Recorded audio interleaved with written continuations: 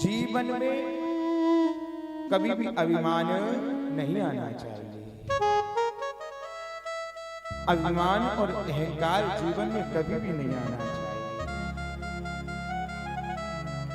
अभिमान में तीनों गए, धन वैभव और यश। धन वैभव और वंश, और ना मानो तो देख लो रावण, कौरव और कंस।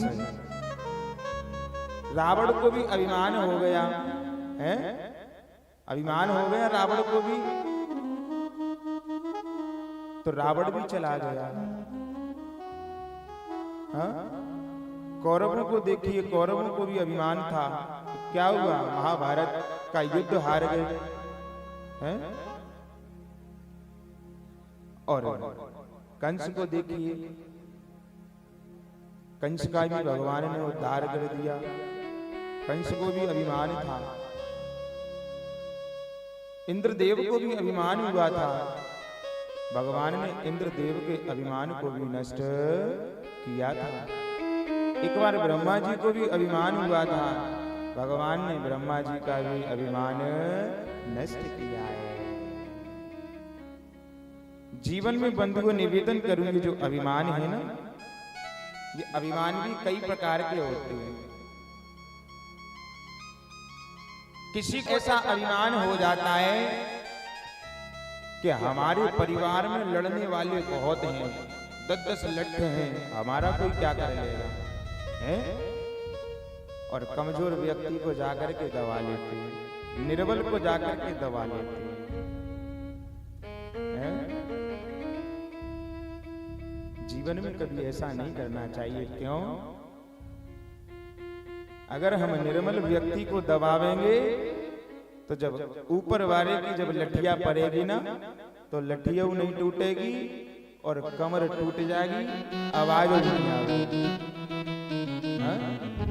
जब ऊपर वाले की लठिया पड़ती है तो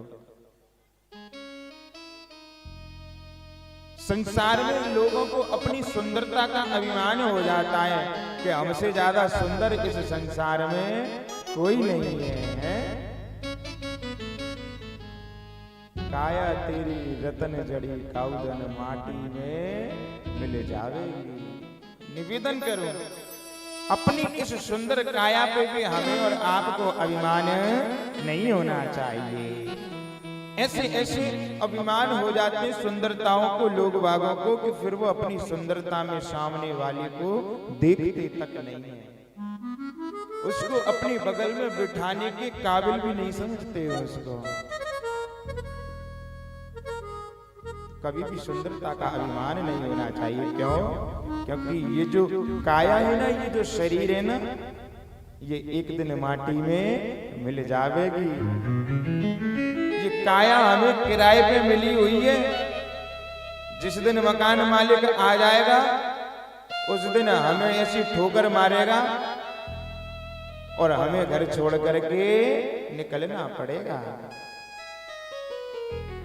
इस काया रूपी मकान में हमारी और आपकी जो आत्मा रूपी जो दीपक हमारे हृदय में जल रहा है, हमारी इस काया में जल रहा है, किसी दिन वो दीपक इस मकान से आएगा और ये शरीर हमारा इस माटी में मिल जाएगा। दुर्योधन को अपने ऊपर अभिमान है। हाँ? दुर्योधन को अपने ऊपर अभिमान है कि मेरे जैसा धनुर्धन योद्धा कोई है ही नहीं। लेकिन भगवान ने यहां पर दुर्योधन के अभिमान को भी नष्ट कर दिया है। जिस समय भीष्म पितामह जल मांग रहे थे तो दिखावा कर रहा था। बंधु निवेदन करूं, भगवान को कभी दिखावा पसंद नहीं है। जैसे हो वैसे चले जाओ भगवान के सामने।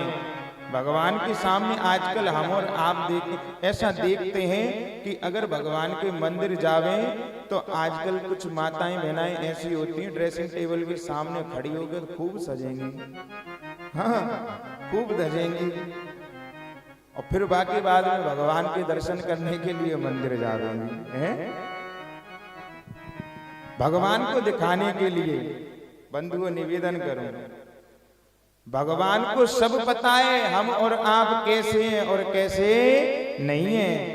इसलिए जैसे हो तैसे जाओ भगवान के सामने, कभी भी कार्बन कॉपी फोटो स्टेट नहीं बन के जाना चाहिए, ओरिजिनल क्वालिटी में जाना चाहिए। फोटो स्टेट से ज्यादा तो ओरिजिनल जो क्वालिटी होती है ना वो सदाबहार चलने वाली है। और फोटो स्टेट को एक बार उठा करके किसी कचरे के डब्बे में फेंक देना और फिर 10 दिन बाद उसको निकालना, तो वो फोटो स्टेट फिर वो किसी काम की नहीं रहती है।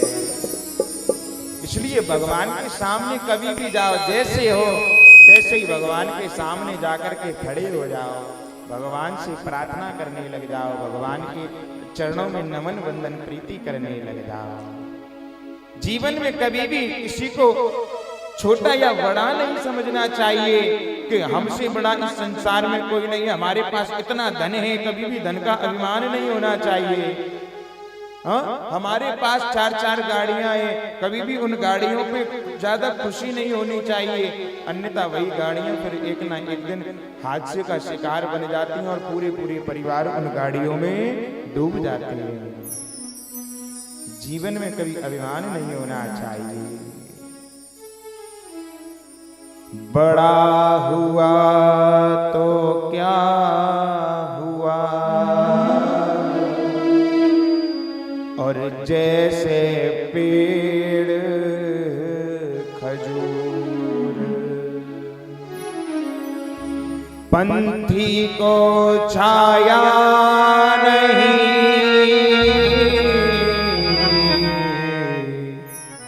और फल लागे अति दूर। जीवन में बड़ा तो खजूर का पेड़ भी होता है? खजूर का पेड़ भी बड़ा होता है, लेकिन वो किसी काम का नहीं होता है। क्यों? कि जितना ऊंचा पेड़ होगा उसकी छाया उतनी ही कम होगी, और जितना नीचा पेड़ होगा उतनी ही ज्यादा उसकी छाया हमें और आपको मिल जाएगी।